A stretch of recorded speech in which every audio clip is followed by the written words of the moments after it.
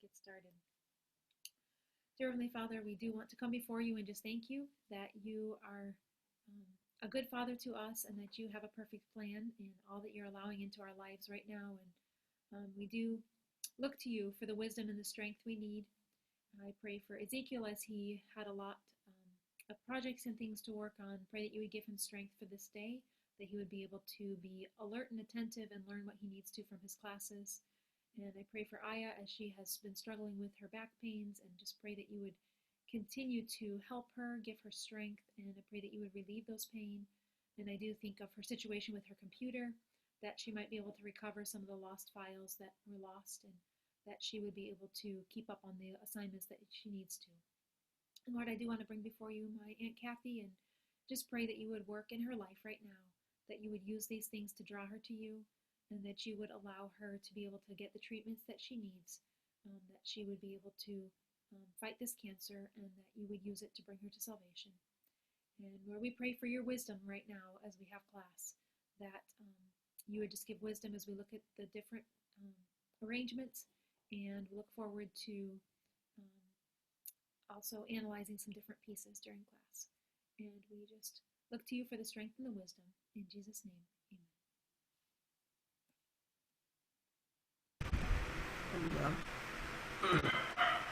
And, Aya, chatted me. She said that she's a hard time connecting.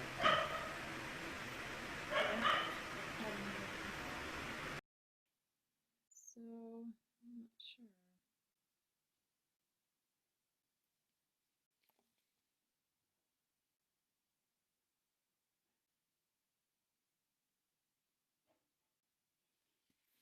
Yeah, she keeps falling off. Well, I guess let's go ahead and start with yours, and we'll see if she can come back on, but we can at least be analyzing. Okay, so nice work. I played through it this afternoon after you sent it. You're shaking your head, bucket. Because that's what I did last night. I finished it last night. Well, you sent it to me when what time? I know. You sent it to me. Oh, I guess like 2 in the morning, 2:30 a.m. So yes, okay. So did it take you a long time? Were you able to do it kind of quickly?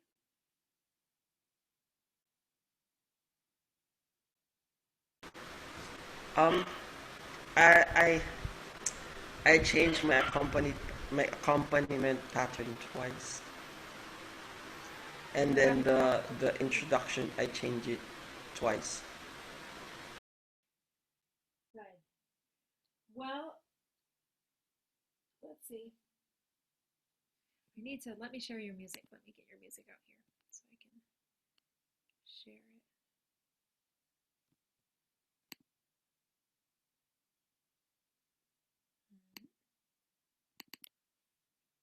So as I played it through, I felt like there were a lot of things you were doing nicely in it.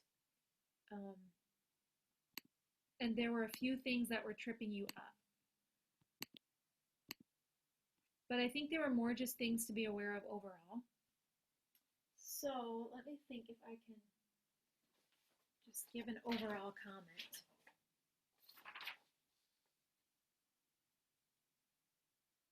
I guess one overall comment I would say is that your left hand, you start out spacing it really well, but as you get going in your composition, sometimes you end up not spacing it quite as much, not spreading the left hand quite as much.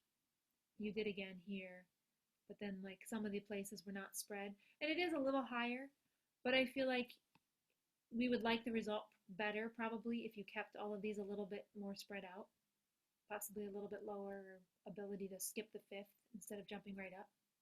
And then the other thing I noticed is sometimes you were using inversions that I don't know if you really wanted. A couple,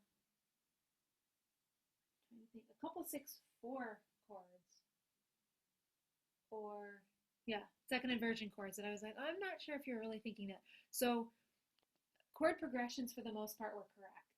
It was just some of those little details. So let me play I'm gonna let you see as much of the screen as possible, and we'll like try to correct a section at a time and just give some feedback and some suggestions here. So your intro.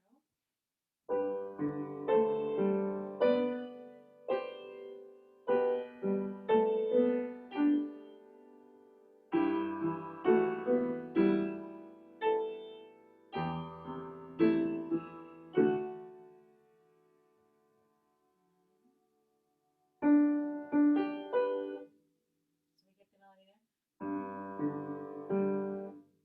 Maybe I can play it. I wonder.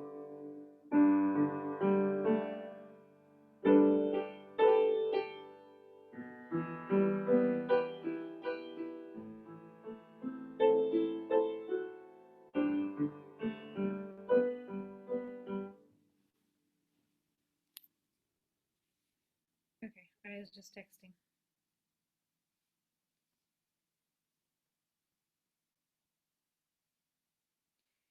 I'll just tell her to try again.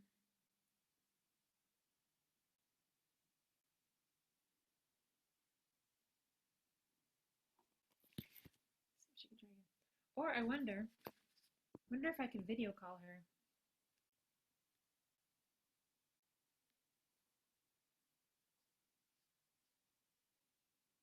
I don't know if she would be able to hear, but that would be one option. That's a possibility. Okay, so some of the things are kind of nitpicky, and some of the things not so much. So, tell me your chord progression for your introduction.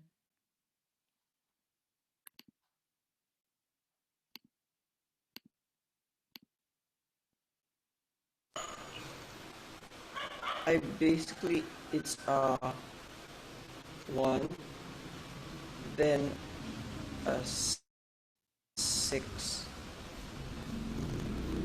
No, a one, then a and a 1 6, then a 6, then a 2, then a 5. Then, what's this one right here? A 6, ma'am. You're thinking a E minor. What inversion are you thinking?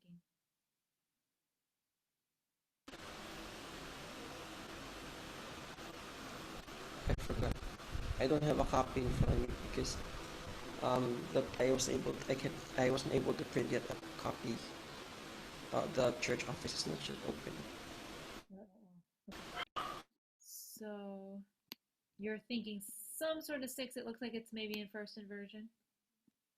And then you're thinking this is a, yay, she's back.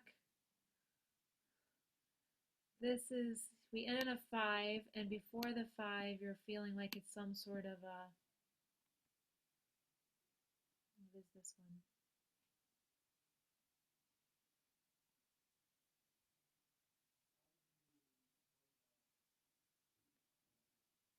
Guess you're thinking like a 2 chord, but it happens to be maybe second inversion.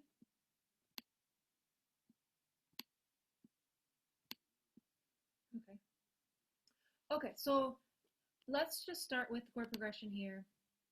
Because you have a B in the melody, we don't really want B in the bass, because it's your 1/6. Your 1/6 chord could work in the progression, but because of B in the melody, it's not so strong. So I think you'd be better off here if you used E minor in root position, but you could keep your same pattern. And then when we get here, if you used E minor would be your 6, right? Okay, so then we wouldn't want to put E minor here. You'd probably be better off with the 4 chord here in root position again. Then it's possible you could go to the 2 chord in root position, but it's also possible you could do that combination chord. Oops, and you could do the A minor with D in the bass. And then it would also be possible you end up landing on the 5 chord, and I think we might like the result better if you put a suspension there. And we delayed that leading tone a little bit longer, at least till beat 4 maybe. So let me just make those changes with what the left hand would do. You would keep your pattern spread out. You would just have root position all the way across except for the D at the bottom, at the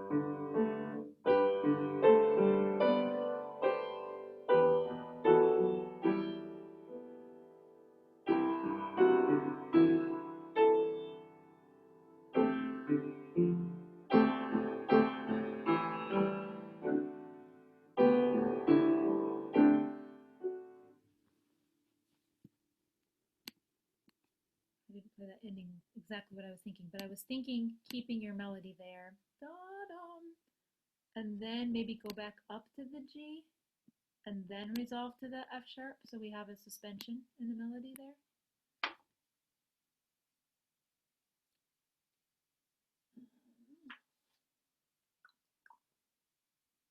Then this is nice, your thirds are nice. Right here you put the A, which is kind of nice because of how the melody is working. So you're going up to like the added second of the chord. But then you come back to the G, which to me just feels a little bit. I wonder if you went back to the D instead. So that we actually felt like the A stayed a little bit longer, the added second feel stayed a little longer. And then when you get up to play the B, if I think about what my right hand has, right now I have a doubled third. So it'd be actually nicer, even though the thirds are nice, it'd be nicer if your right hand played a G and we left out the B. And then to finish off the measure, the fourth in the right hand, I almost think you could either tie the G or you could just leave it off altogether, but we don't really want to hear that fourth. Not quite as strong. That's what you can have. So that would put your first measure something like this.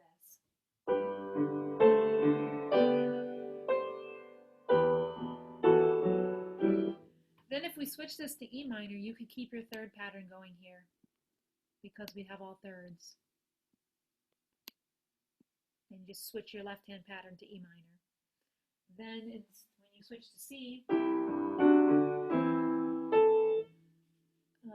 again, it's possible you could do the thirds, continue the thirds going, and you might just decide to do something like that. So we still have the two notes, but the C is just tied. We have a nice sixth here.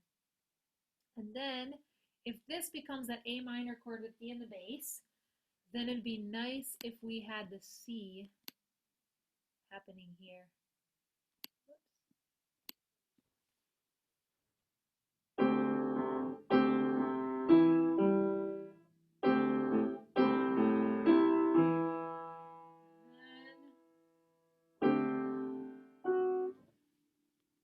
We could keep it even when you do the little suspension at the end for the seventh. We could keep it. Ta-da! Does that make sense? So I'm trying to give you root position chords.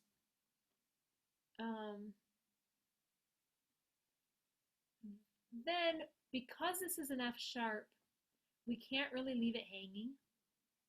We really have to resolve it in the downbeat here.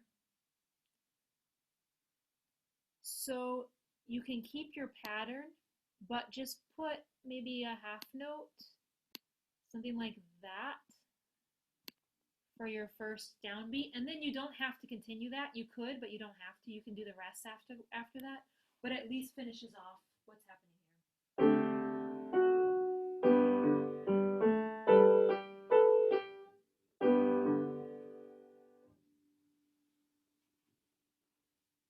Okay, you with me so far?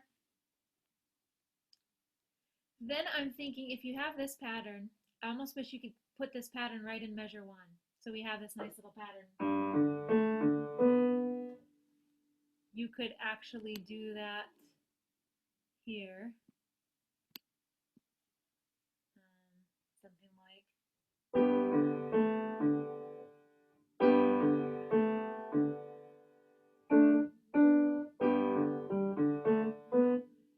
it's up to you. You could go back down to the G since you have the B in the right hand. That would be fine. And then again, I think you're going to be stronger with the 6th chord here in root position. So just the same thing, but use E minor.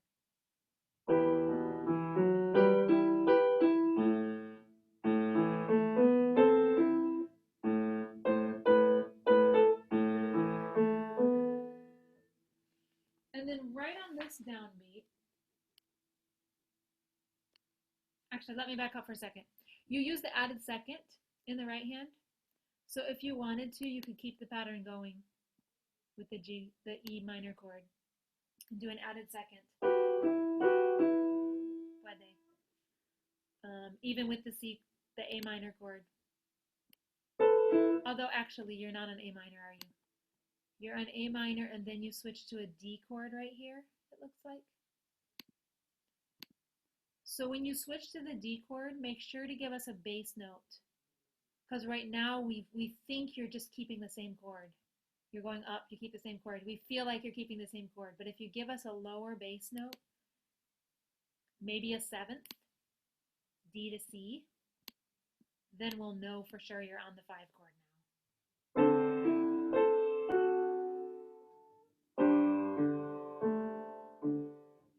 Good. Then in this spot,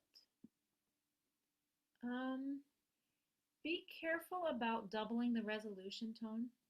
You were really careful throughout to make sure your suspension was in the piano also, but be careful that we don't have the doubled B on the resolution. I wonder if you could keep the pattern here too. Go back down to the D. And then possibly you could just end on a G here. On there, on the downbeat. I mean on B3.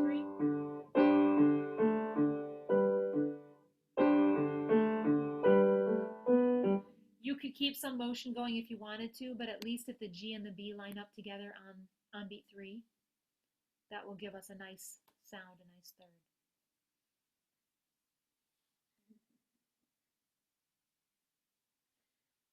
Your string parts are working well. He starts out unison.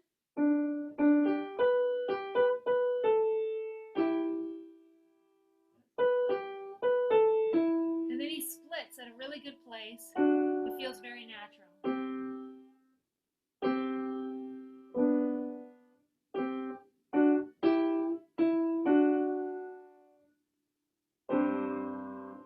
And it's like the suspension is also here in the violin. So that works well. Okay. Need to keep going down.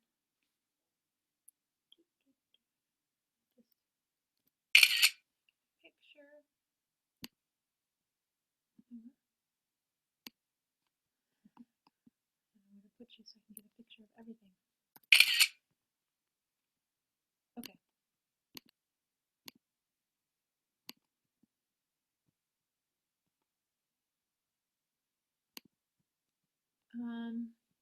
Let me continue going through the voice parts, Muna, or the string parts, Muna, because I feel like you did a good job in what you're doing, separating. The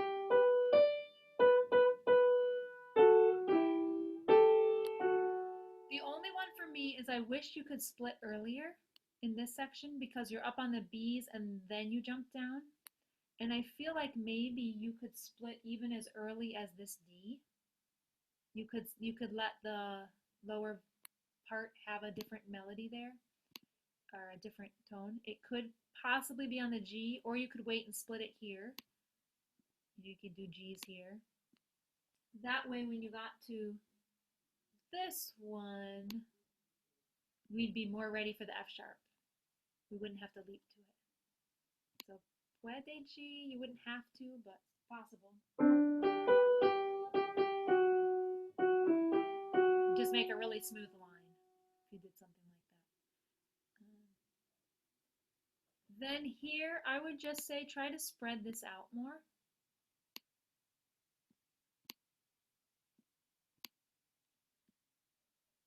I think you're on a 1/6 now, which works fine.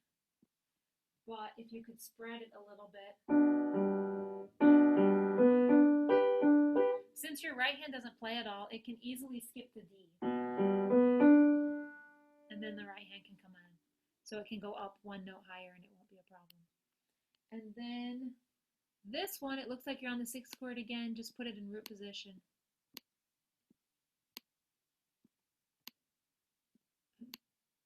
So cumbersome to write with this.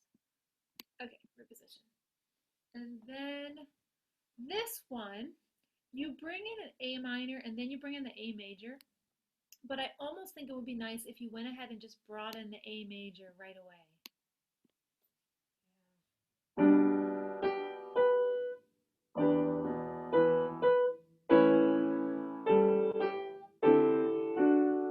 So if right on the downbeat, would that change your voice part at all?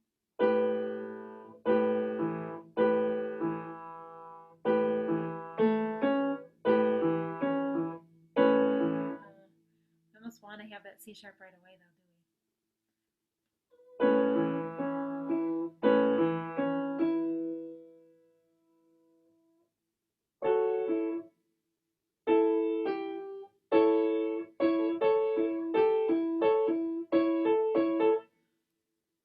I think it's possible you could bring in that C sharp by beat 2 and we would still kind of hear it, although it would change your instrument part here because we couldn't have it on the F sharp to make that work.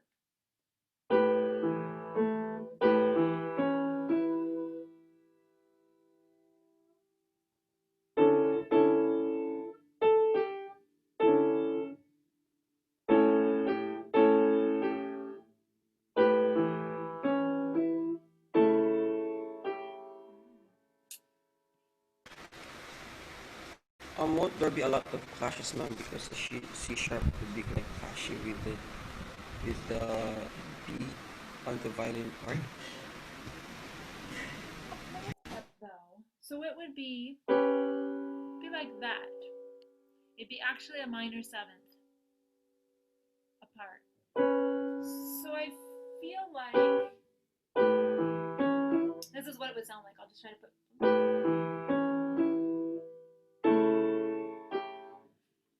It would mean we wouldn't have an F sharp in the violin. You would end up with an E.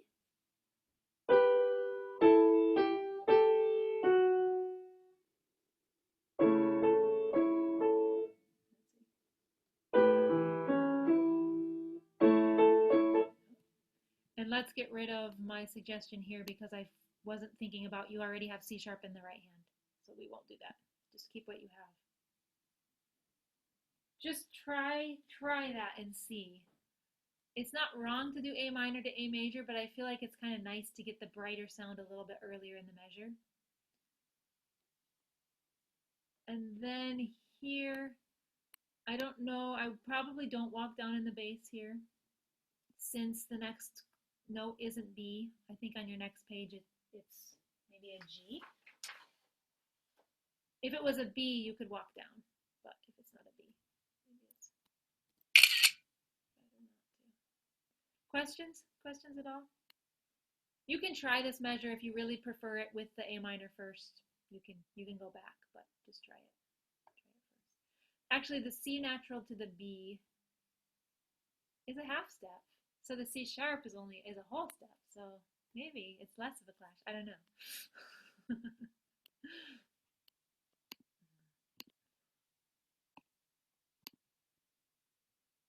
Okay. Let's look at your voice parts again.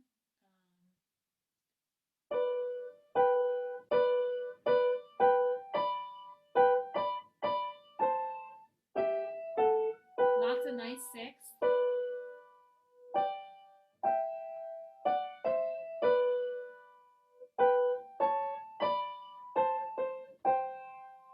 Good. Works well. You have a momentary 4th here on beat 4, but because it's just passing and it makes it smooth to the downbeat, you're fine. We're fine with that 4th there. The only place that might be an issue is right here. because it feels like maybe we need the A major chord faster in the piano. So if we do that, you may end up having to change that one note. I don't know how I can, let me see if I can shrink this a little bit. I'm going to show full 2 lines. So this might need to be a C sharp, maybe earlier. Let's see what you do there. But otherwise, nice string parts. So piano part, I would just say again, root position here. For some reason, you got on a 1-6-4. Then again, here when you get to the 5 chord, we just need to have the bass note closer to the other bass notes, so we realize it's a chord change. You just need a clear something there. I made it smaller, it's harder to write. And then on this, it's the same thing. We have the doubled resolution. So probably just give us a G there rather than a B. And then I feel like if all of these could just spread out more. You have the right chords. And then once again, here we have the doubled resolution again. So if you can just spread it, at least the first one being like a 5th, and then go up from there. Since your right hand's not playing yet, you should be able to do that without running into each other too bad. Then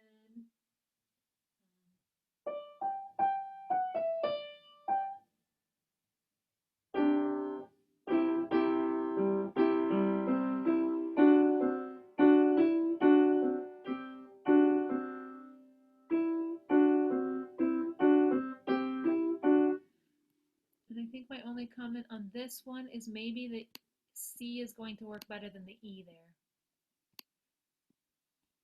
Because the E makes it feel like the melody came too fast. But if you do the C, we'll just know you're kind of doing a little pattern there.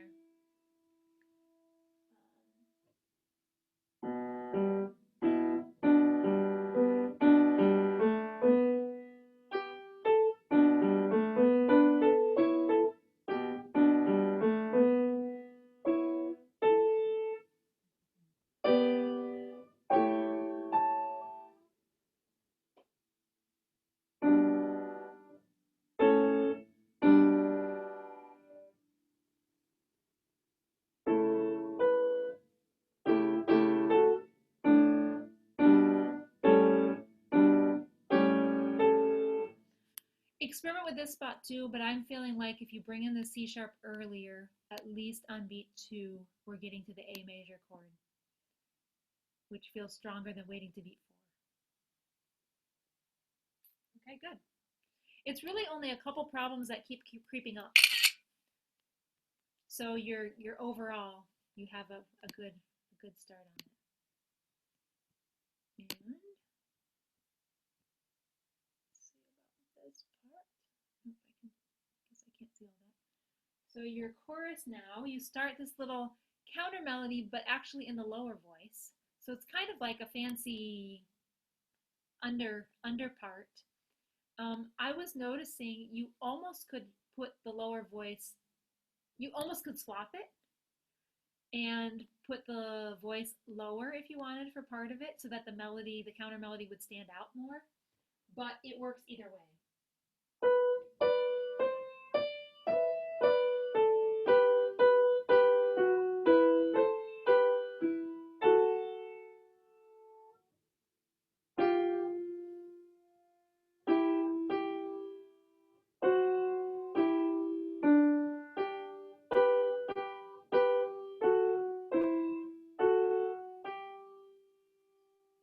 So if you wanted to here, especially if you were doing other verses, you could reuse this material, but you could have them playing it lower.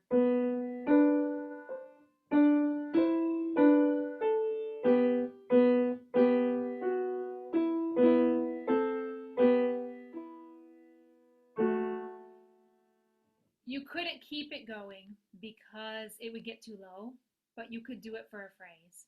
So option lang. If you prefer to keep it up in the normal register, it's fine. And I think my only thing to point out on this line is just that this is should be a 164.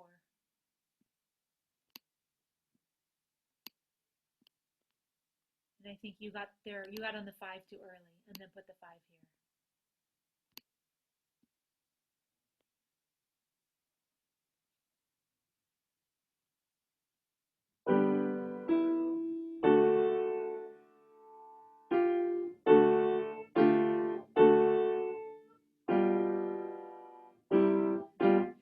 And if you want to do this in the voice parts, then you need to put a 1/6 chord here.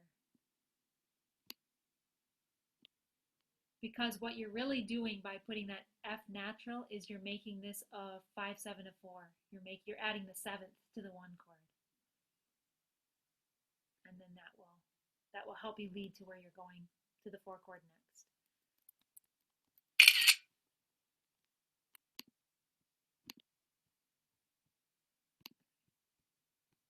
And last. Good. Then you're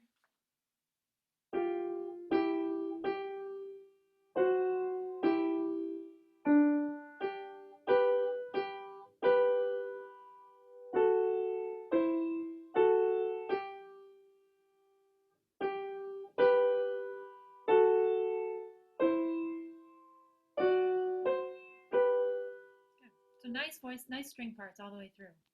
They work well, they're smooth.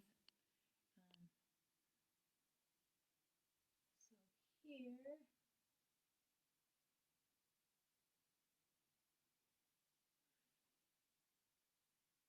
you're on a 1 chord in this measure, it looks like. So I would just suggest maybe the right hand notes should really be a D here.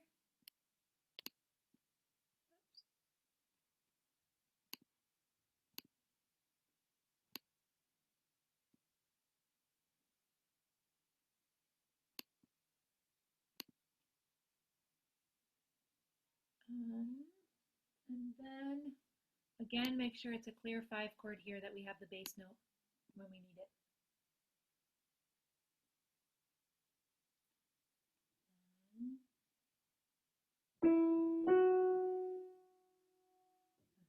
Then you do deceptive cadence, which is great, but just keep it in root position. So we have a clear bass line from the D to the E. And then quickly finishing it off here. Can you tell me what your chord progression here is for your very ending?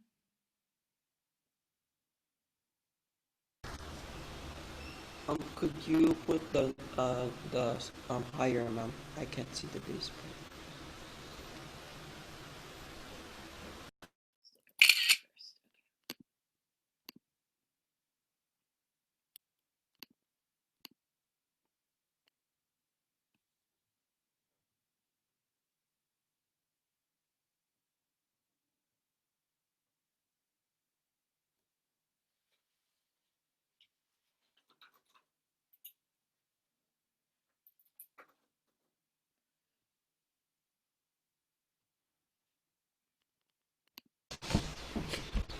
It's 4, then 4.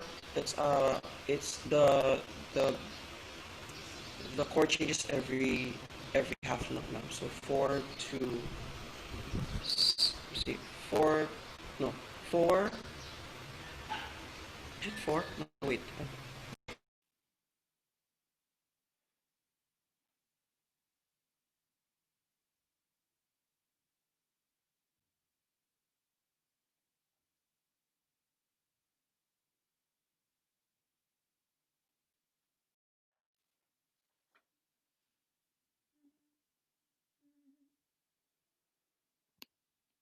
So you go to 1/6/4 here, right? 5, 5, 1.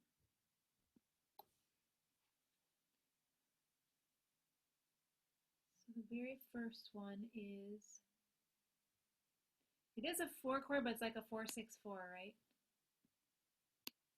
Which we probably don't want. It does move by step, but it just feels a little bit awkward, I think, to go to a 6/4 chord there. So you've just ended with a deceptive cadence.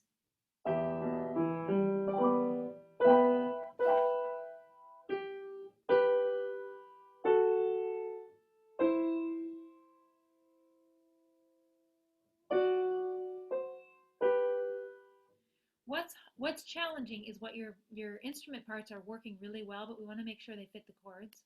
So this, you're clearly on a 5 chord, but when you're here, what chord does it feel like we should be having right here? With a C and a E as your A 4, ma'am. I don't want a 4, but probably a 4. So if you replace that with a 4, then what chord do we want here?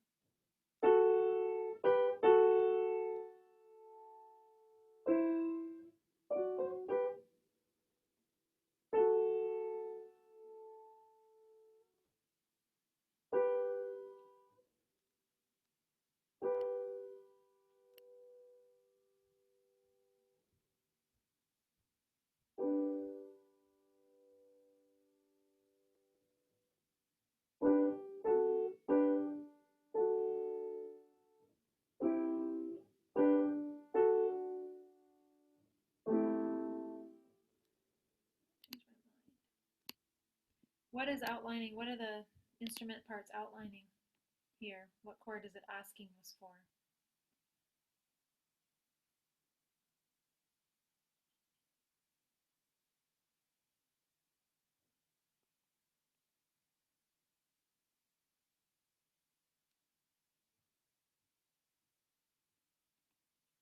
You have an F sharp and an A.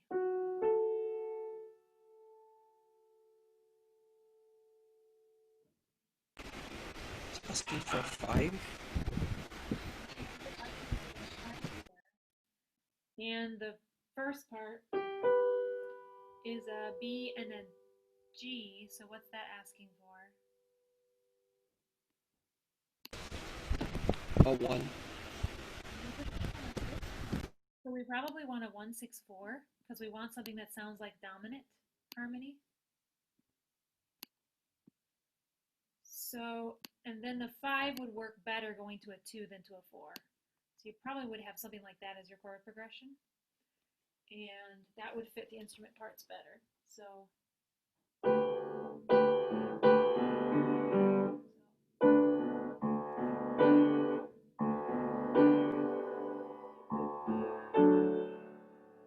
two chord.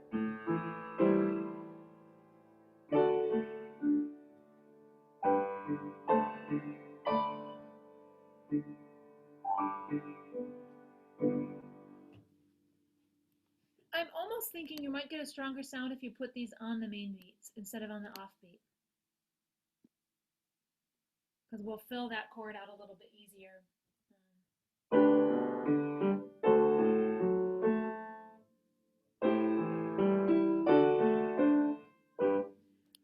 And then I think this is a touch from your introduction. Is that correct? Because this is only a prelude and we only get to hear your introduction once, you might be better off to put a touch of the melody here. Just give us a little something from what came before. So cumbersome to write this. Okay, touch of the melody. So something like,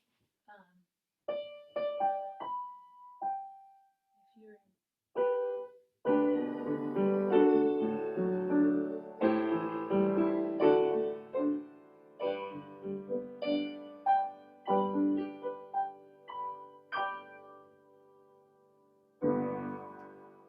just something to feel like something that's more familiar to the audience than something they just heard at the beginning one time. If you were doing this into a full arrangement, you could do more with that, I think. But one other thought before we go on to Aya's is perhaps since you use your rest idea at the beginning of the piece, in the accompaniment you have all the rests, you could change it so that when you get to the chorus, maybe I can do it on there. Let's just take a picture of this. You could, when you get to the chorus, you could change it and actually let these chords come on the downbeat and just hold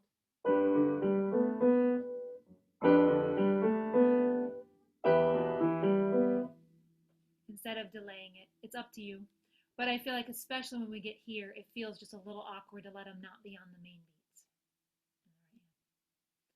Okay. Good work. Sorry you had to stay up all night to do it. But I think you have a lot of good things in there and just a few little issues that you need to correct, but it's kind of a similar one throughout. So next week when we do our composition proposal for your choral piece, we can look at these again and be able to finish them. So let's go on to Aya's piece.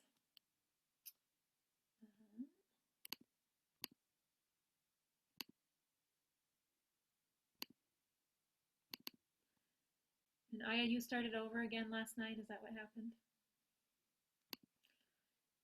I've had that happen to me before. And the only good thing is sometimes you remember all the ideas you had and then you make it better because you have to do it a second time. So I've actually improved pieces that I've lost and I've had to remember and finish. But the other thing is you'll start backing it up. If you have USB or other ways, just start backing it up all the time so you always have a copy. That's good. All right, let's play through this and see how this is going. I'm going to do your recorder parts first.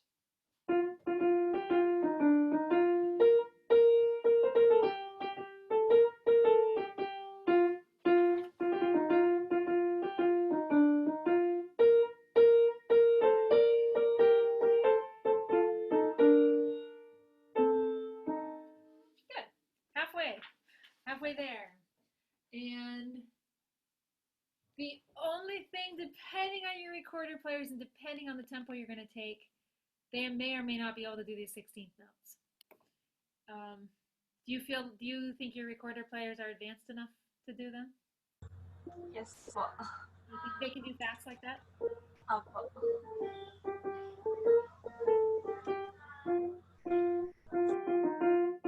Yeah, okay, fine.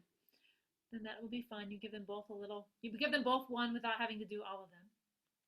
So let's hear what your accompaniment sounds like.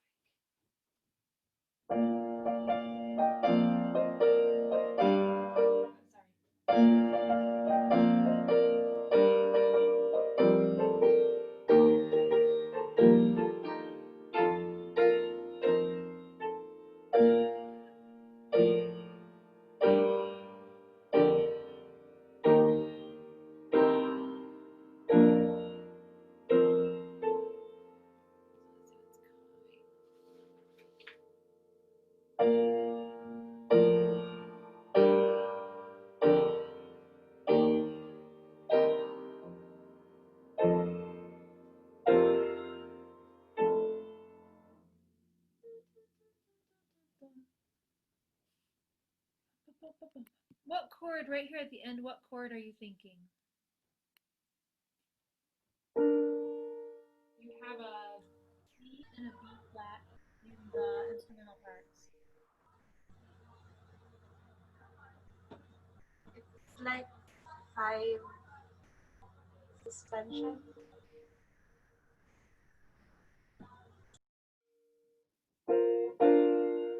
If we do a 5 suspension, we can include the B flat, but we can't really include the D.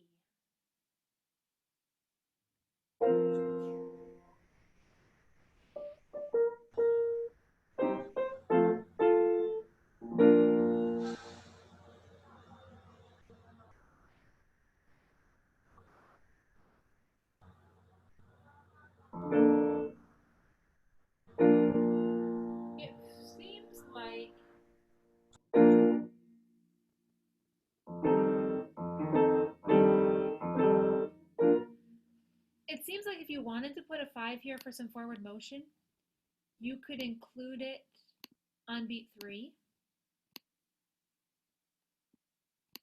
Some sort of a 5 suspension for forward motion because I think the chorus starts with a 1 chord. But it feels like You already had a 5 chord here. It feels like we really want to hear a cadence and a 5. So something like dun dun dun dun.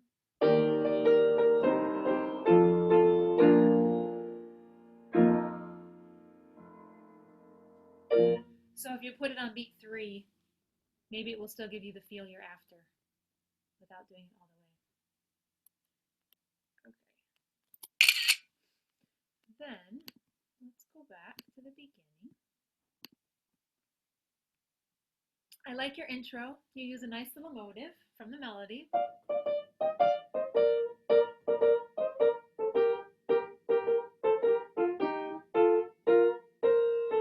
And you even, I don't know if you were thinking the text, but you were even completing the words.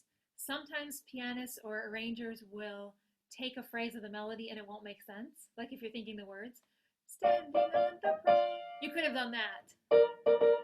But it was like we get half the word. But you finish the word for us. Standing on the promises. Standing on the promises. So that works well. Then you get down here and you're letting, nice that you're just doing half notes in the accompaniment because the instruments have so much going on. One thing that's tricky is how to make these passing, you're following that chord progression with all of these sevenths in the bass, these passing tones in the bass, and how to really make them sound like the chord, like what you're going for. You have to spread out the chord if you're this low. However, if you were to bring the left hand up an octave higher, let's say you just did it here instead, you wouldn't have to spread out the left hand anymore. And you might find it was actually easier to write, because you could have the A flat here with the same chord that you were just doing. I can't write all those because it's not working. But it would be something like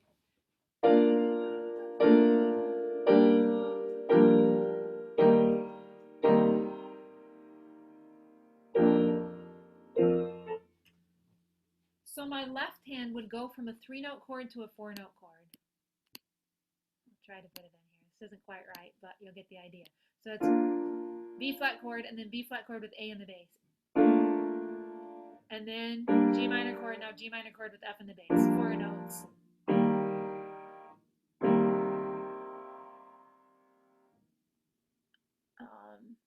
Then what you did here is nice because you kind of moved it down so we're ready for the next chord. You could do the same thing here. So your right hand have.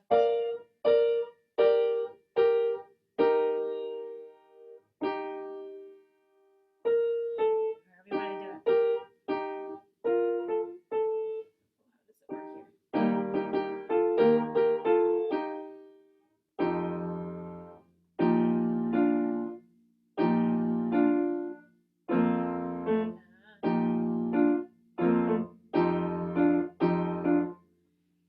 Again, here, I think you possibly could go ahead and do a 1 chord. It's kind of like a 4 chord initially. So you could do like a, what would it be? I'll put the notes up here so it's easier.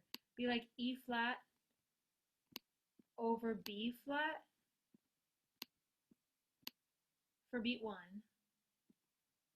And then you could do a B flat chord for beat 2. And then your 5 suspension is nice for beat 3. Can you read that at all? There's got to be an easier way to write on these. Okay, so you had.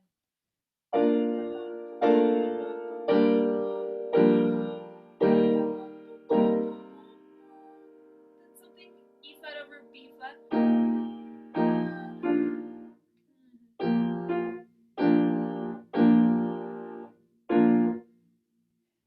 I don't want to change your pattern, so I don't want to make you have to do 2 quarter notes there.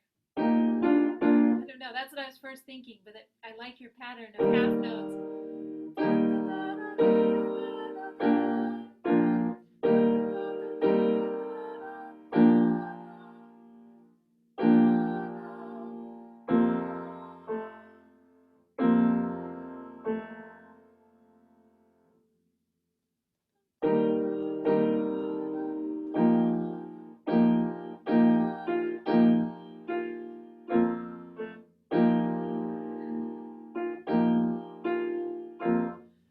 works for me.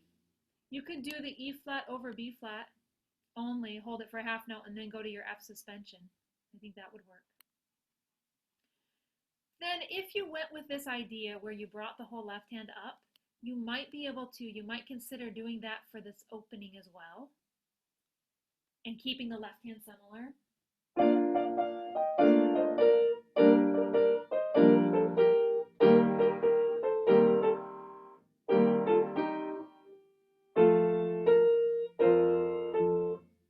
So I basically would be using an identical left hand all the way along here. What you have works okay. But I'm just thinking then we feel like we've kind of already set up what's coming for the accompaniment with the left hand. So you could just do the same thing here. Something like. And if your hands aren't used to this pattern yet as a pianist, both of you, this is a really good pattern to get in your fingers, because you can use it in a lot of places. However,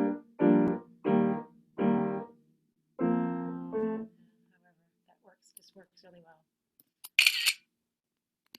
It sounds harder than it is, and it's always fun to write and play things that actually sound harder than they are. Your players like it because it sounds really fancy, and it's like, that's actually not that hard, but it's nice sounding. Then when we get here, we have same thing.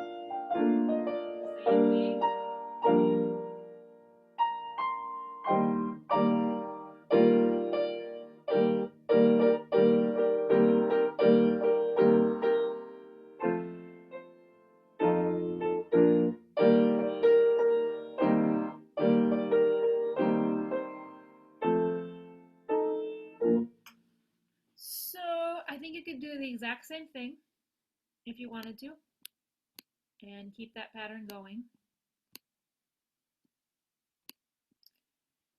And then all the way to here. And then when you got here, you actually have the option,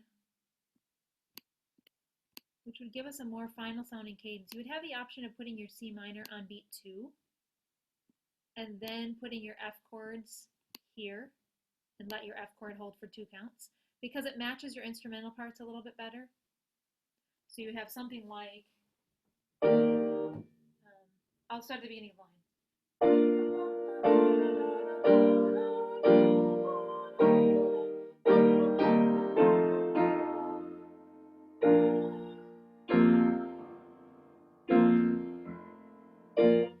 So we would speed up the harmonic rhythm and the pattern right here for the cadence, which wouldn't be a problem. Then you can have your 5 cadence again here with a suspension and probably a 1 chord here. Then have you already considered what your chorus accompaniment is? I guess you already wrote it once, so do you have a plan? What are you thinking for the accompaniment for the chorus?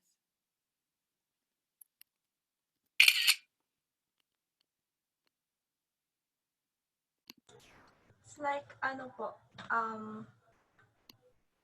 like out and then in, out and then in, and more like yeah, like that po.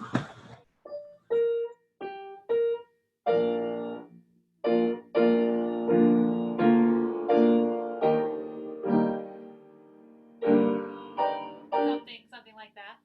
So you're looking at a quarter note rhythm now instead of the half notes, which is good because they're holding. And you're looking at a little more of the keyboard use, something like that.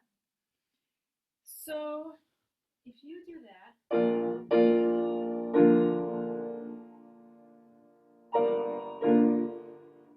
it's possible for you to go out in, out in.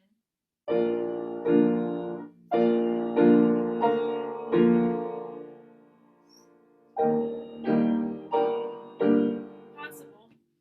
It's also possible to turn it into a whole measure pattern where it goes out, in, and then you stay low, down, up, out, in.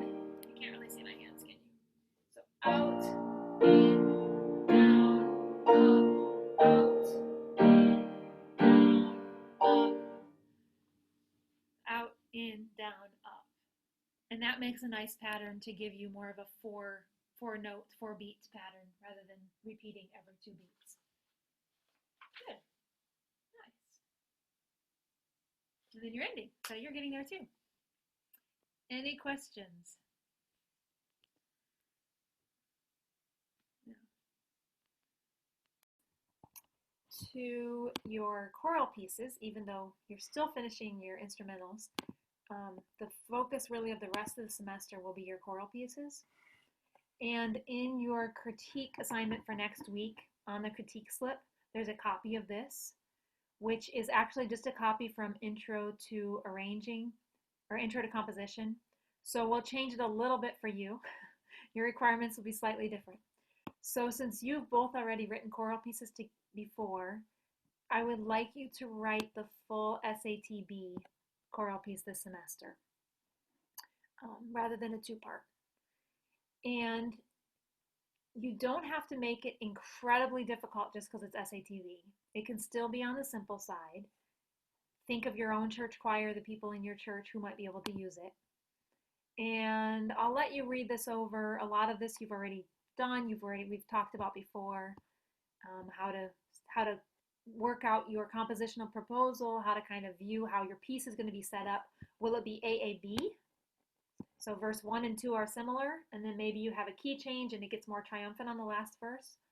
Or perhaps it would be ABA. If your piece is more triumphant already, it might be more lively. It could start out that way and then become softer in the middle and then again brighter at the end. So kind of you can think through that. So here's the sample compositional proposal. You just can put your piece here, give a paragraph description, what you're planning to do, and kind of give some of these details, what your plan is for the first, second, third stanza. And so that will be next week. So this week, the main thing is thinking through your piece so you kind of get the big picture in your mind. If you can kind of come up with some piano accompaniment ideas already, that will give you a head start. So that would be helpful. But since you're both finishing up your instrumental pieces, keep that as your focus. And then just start thinking about the choral piece so that you're already going to be ahead when it comes. And you'll be ready for what's coming next. Okay, so that's in Classroom, if you are needing that. All right, today we get to have fun. I have 0 notes for this class. Instead, what we get to do is we will look at several pieces of music. And the first thing I want to do, it's 3 different choral pieces. Hopefully we'll have time for all 3 of them. What I want to do is play them for you while you watch the music.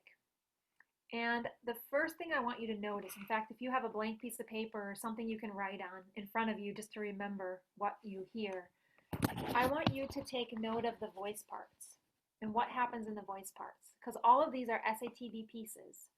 But, of course, they don't use SATB verse 1, verse 2, verse 3. They use unison, they use 2-part. And so I want you to kind of write down, okay, verse 1, it's ladies unison. Okay, then it splits to 2-part. Then the chorus does whatever. And just kind of take note of the 3 different ones and what they do. And that will be a help for your own planning of your own piece. Just kind of to hear these overview and kind of get ideas for your own. So I chose 3 pieces that are by well-known, 2 of them at least, by pretty well-known composers. And that are on the simpler side. We'll start with Dan Forrest, Lord of the Small. And I think you're both familiar with that already, with that piece. One thing I love about this piece is that, you see that all right? Oops, that's not the one I was intending to.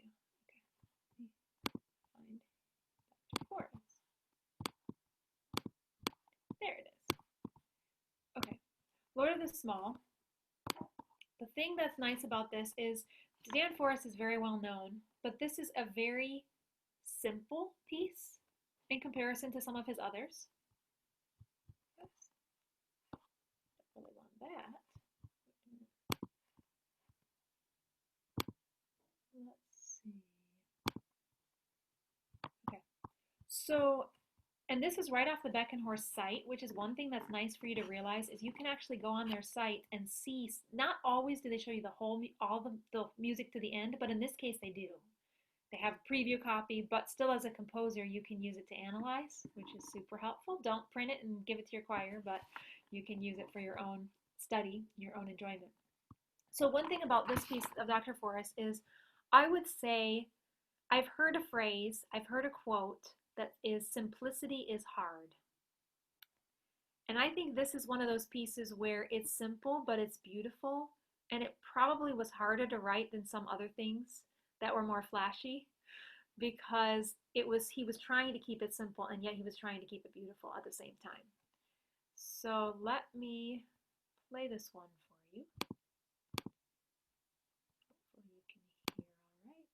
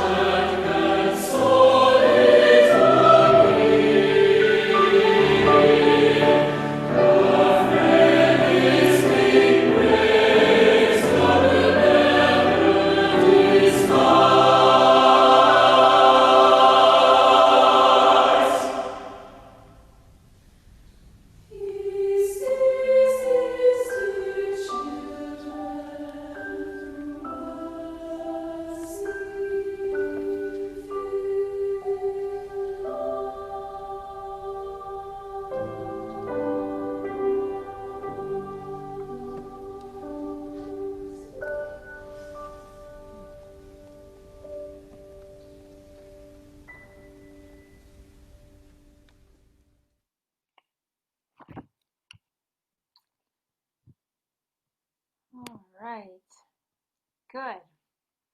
Before we make comments, there's a lot in this piece I hope we have time to go back and look at. But before I make comments, I want to keep going. I want to listen to the next two pieces just so we can get the overview.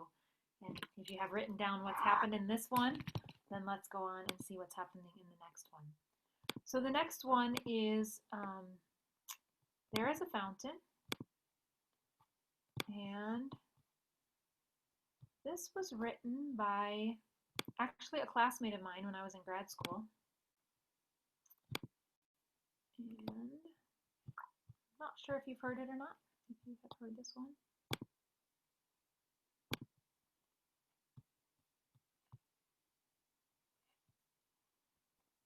But again, it's a simple arrangement. It's a new melody for a familiar text. And I just want to consider what it was. Let's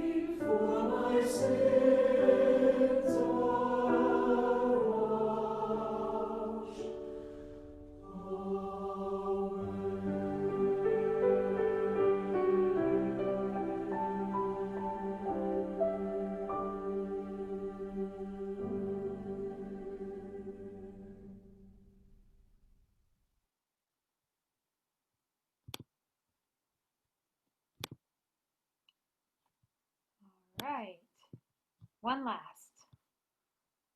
Let's go to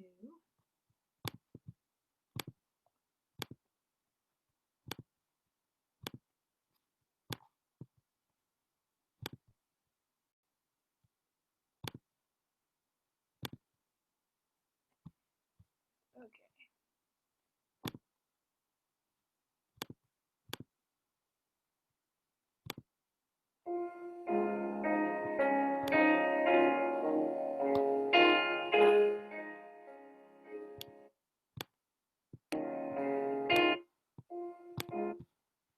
Let me try this again.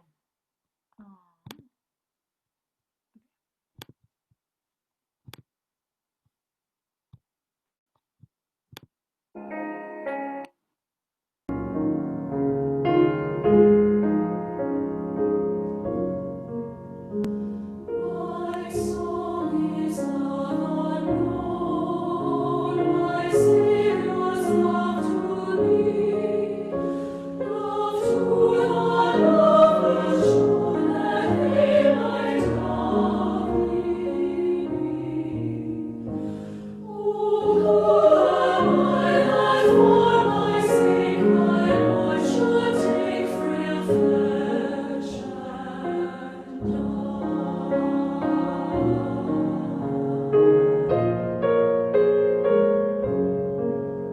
Sometimes they strew his way, and his sweet praises sing, resounding all the day, Hosanna to the King. Then crucify his whole bread, and for his death they thirst and cry.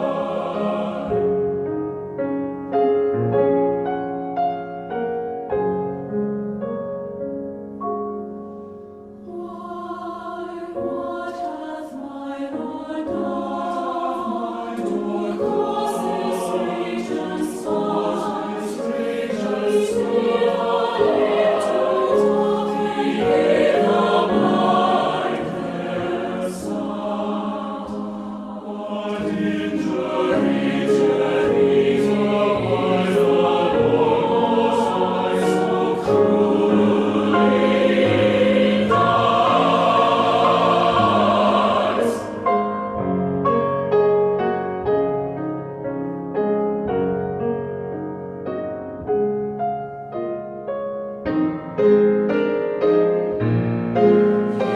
Here I stay and sing of stories so divine. Never was love giving, never was faith like thine. This is heavenly, whose sweet praise I all my days will gladly sing. My song is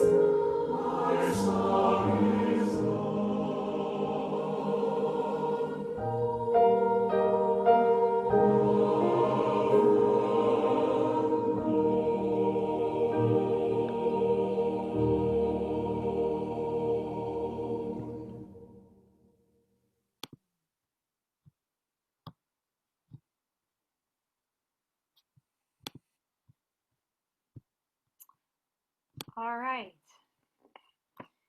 Talk to me. What did you notice? Tell me what was similar in each of the three pieces with the voice parts. What did you notice?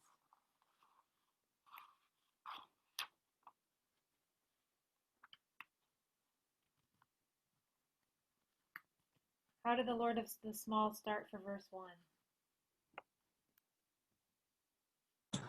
In unison po.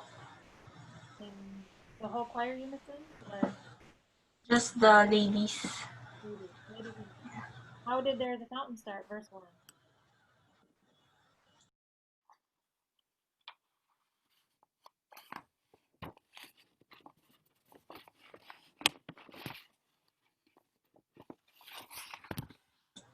Sorry, ma'am. Again po.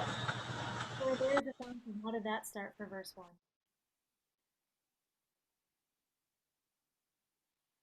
Ladies in unison. How about my song is Love Unknown? Ladies in unison. Ah, notice in the past that lots and lots and lots of choir arrangements start with ladies in unison. Have you noticed that? Sometimes they might start full choir unison. That's another option, but oftentimes it's ladies unison. There are very, very, very few pieces that start men unison.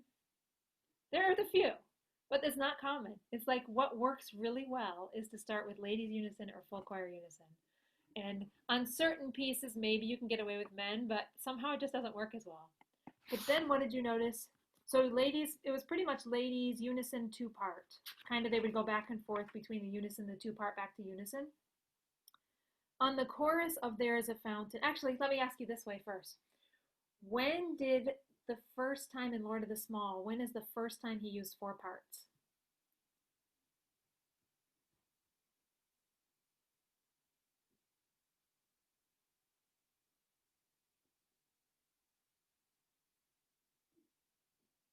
Ezekiel, do you have that down? When's the first time he used four parts in Lord of the Small? I think that verse it's like verse 3, measure 57. Yes. Verse 3, he kind of used a teeny bit of four part before that at the end of stanza 2, just a little bit he brought it in. But then it was stanza 3 where it really became four part. How about on There is a Fountain? Where did the four part come in?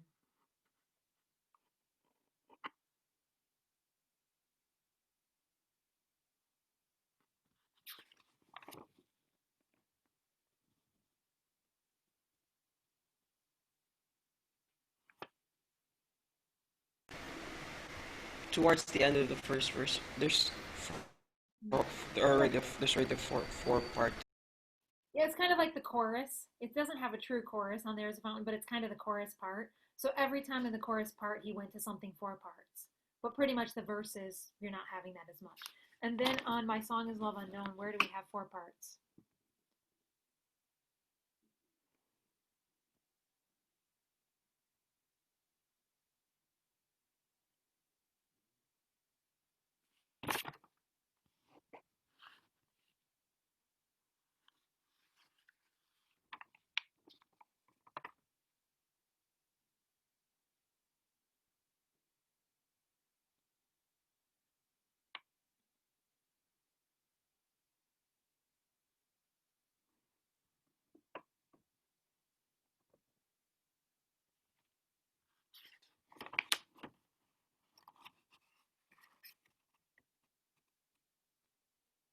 You tell where on My Song is Love Unknown? Did you get where four parts?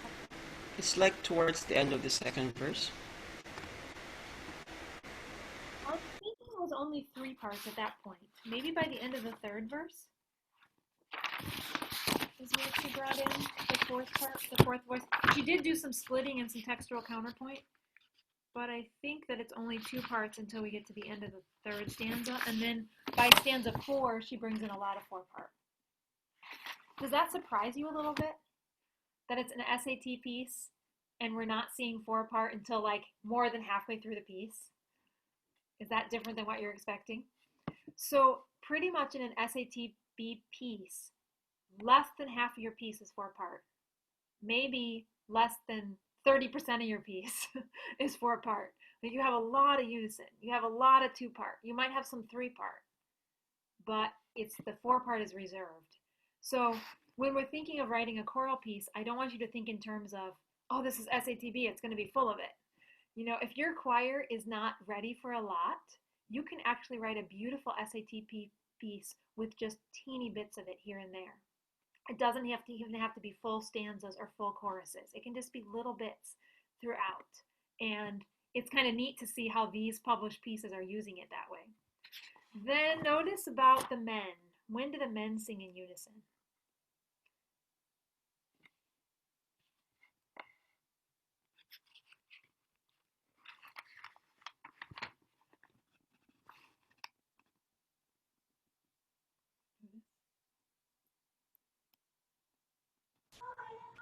Like in second verse. Lord of the Small, it was the second verse. There is a fountain, it was the second verse. My song is long, no, it was the second verse for all of them. So it's kind of interesting. They all started ladies first verse, men second verse. Now, sometimes I've had students who think that's the normal, and I don't want to be normal. So we're going to do something very different. Now, that's not bad to want to be different and unique, but if tons and tons and tons of published music do it this way, it maybe is because it actually works and it's a good idea. So don't feel like you can't use some of these ideas because other composers have done it. These are three different composers. The last piece was by Molly Imes. So you've probably heard of her name, been familiar with her. So these are composers who are well known, who are using that formula because it works really well. So don't be afraid of it in your pieces. It's good. It's a good thing to follow. And then, did you notice also how each of them came back to unison at various points? Like on There Is a Fountain, because the melody is kind of A. When it came back to that final A section, after he had the four parts, he almost always came back to unison. Ladies unison, men's unison. So he really let his melody determine what he should do, when he should change. On Lord of the Small, kind of interesting that he ends, how does he end his whole piece? Do you remember what voice part is at the very, very end of Lord of the Small?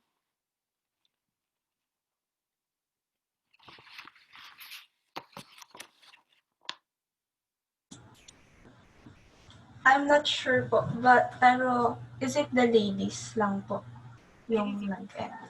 So kind of unusual to end that way, but I think it has to do with the text. He sees his dear children through mercy-filled eyes. And so he wanted just to come back to that simplicity.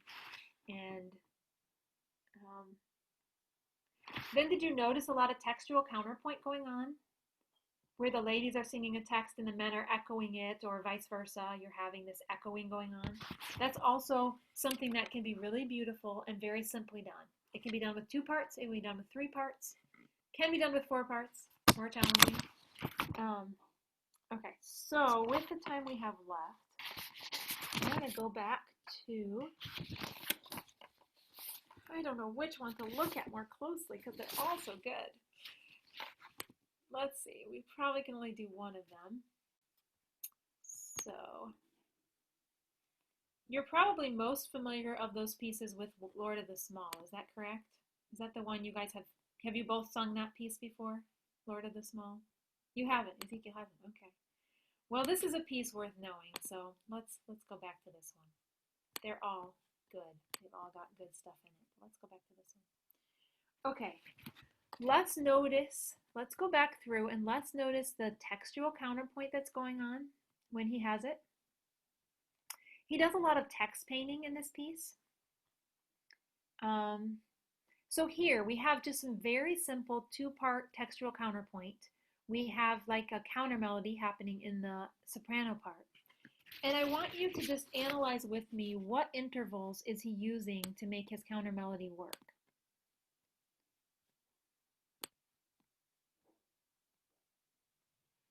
So we have, in fact, go ahead and just draw on my screen. Why don't I let you guys draw on my screen? Go ahead and put the interval numbers. We've talked about counter melodies, and let's just see how this works in choral music.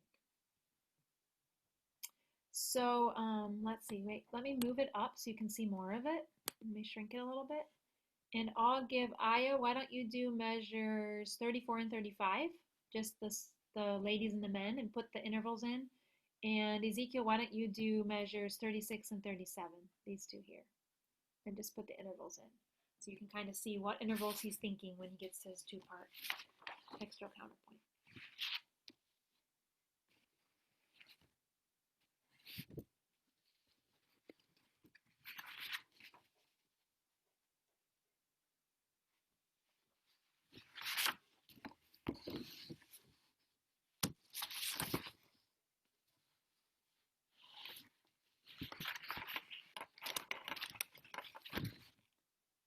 Are you able to write on the screen? You both know how to do that? Yeah. It's okay if it's a little messy. You'll know how I feel.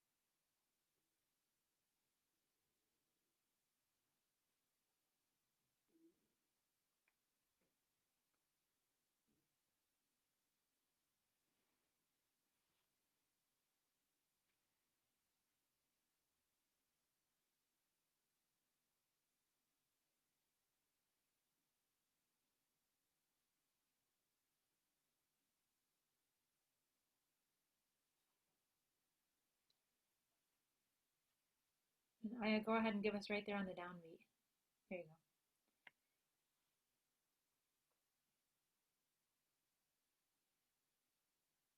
go. Okay. You notice something about this?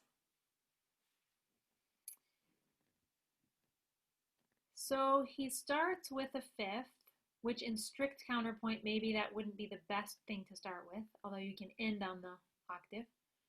But it works well. He's within the chord.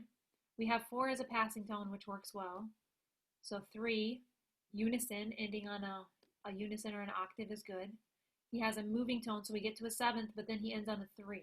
So all of that makes sense. You're like, you have a nice moving line with the ladies, and you have some nice intervals. Then we get to faint, and we have a 7, which seems like an odd interval to have on the downbeat. But notice it's just almost like a suspension retardation because he's keeping the C. He's not moving to a 7th. So that's how that's working, is he has that 7th there. We're resolving now to a 6th, which is a good interval, going to an 8, a moving kind of an anticipation here to a 7th, and then you have a suspension, 7-6 suspension. So he's thinking of his intervals, he's thinking of his chords, he's thinking of a nice line for the ladies.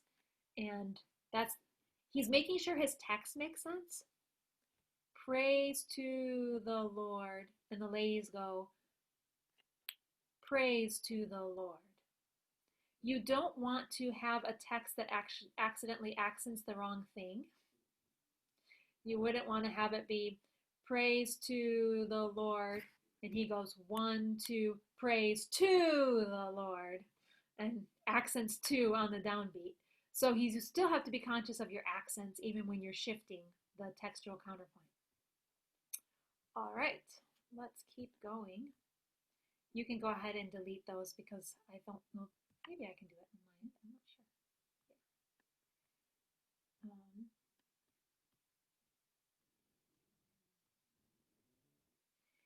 Here's some neat text painting that he does when he gets to that the timid can serve and the silent can speak. Does anyone notice anything unusual here with the voice parts?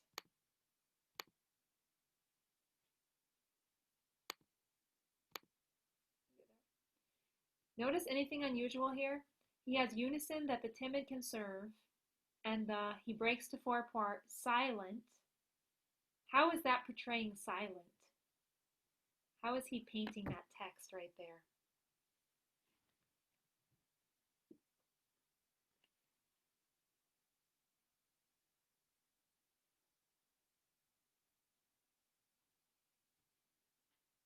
I feel like he's doing it in 2 different ways.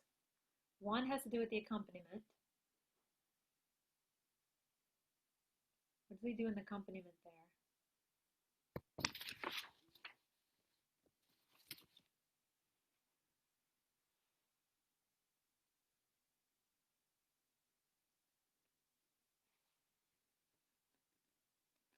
How is he portraying that? Aya, what do you think?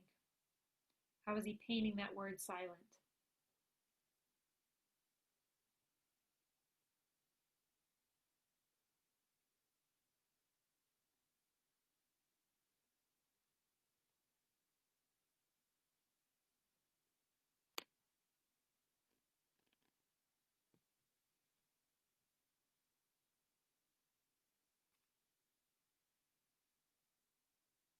Are you seeing it? Are you seeing the piece? Okay. How is he painting this? What does he do in the accompaniment that really paints the text?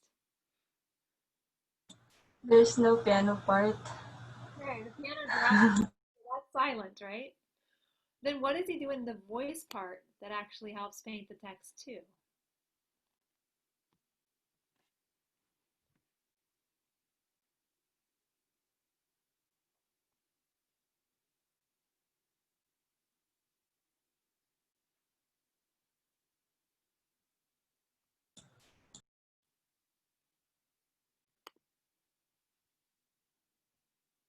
Who can tell me?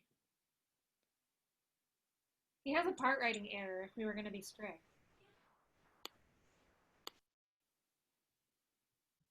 What's wrong with that?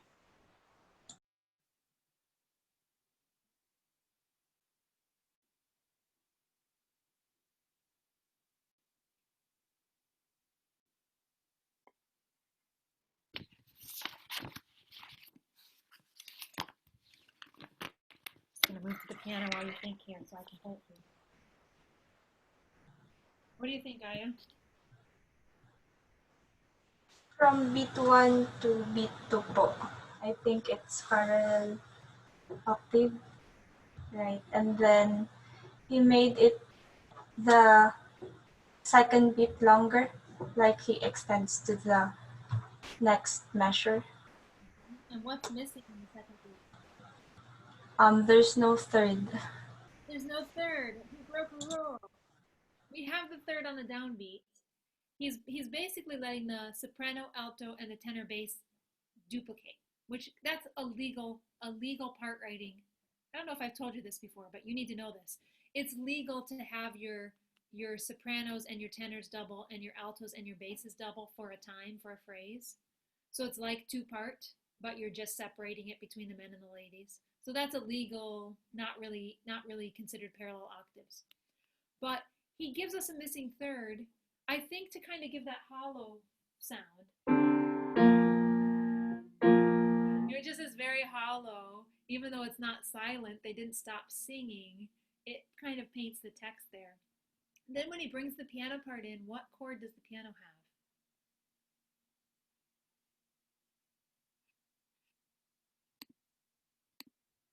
We're in the key of F. What chord is this?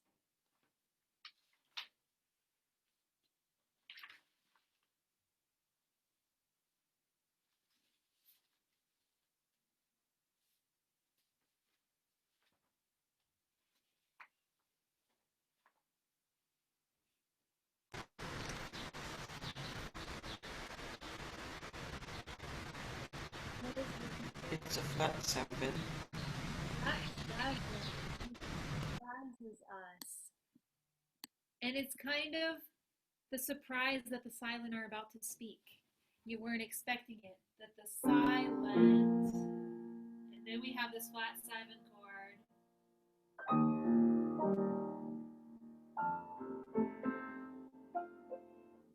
Then we resolve. So that's kind of neat. Kind of a neat text painting thing that happens here. Then going on. Okay, notice something interesting about this third stanza where he brings in the 4 parts. It's softer, it's more meditative. The text is praise to the Lord of the frail and the ill. It's kind of sad. How does he harmonize the very first chord? What harmony does he use?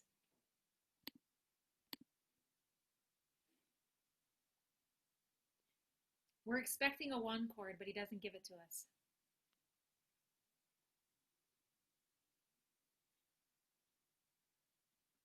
Yes, he gives us a minor 6. Here's a secret composer idea that you need to tuck away. If you ever have a verse that you want to be more minor and have a darker sound, but you don't want to actually put it in minor, he doesn't actually change to D minor here. He keeps it in F major, but he just harmonizes it with his minor 6.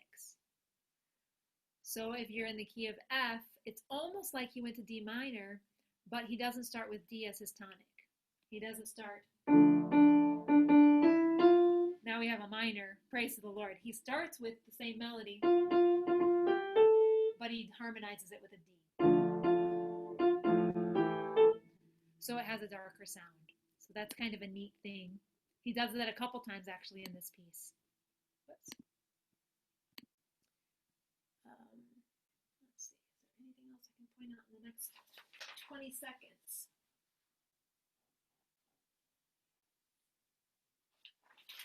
I guess that's good. If you're not familiar with this, Ezekiel, you might want to search it online, or I can drop it in Google Classroom too, the video that I found. The music is on Beckenhorst, and it's just be good for you to kind of see what he does because he has a lot of good ideas. In fact, maybe I'll put all 3 pieces in Google Classroom so you guys can look. The other pieces had a few more piano accompaniment ideas. This has a few, this has some simple ones, but the other piece has some piano accompaniment ideas you might want to copy, you might want to look at closer. So I'll put those in Classroom and let you look at them also. All right, very good. Any questions?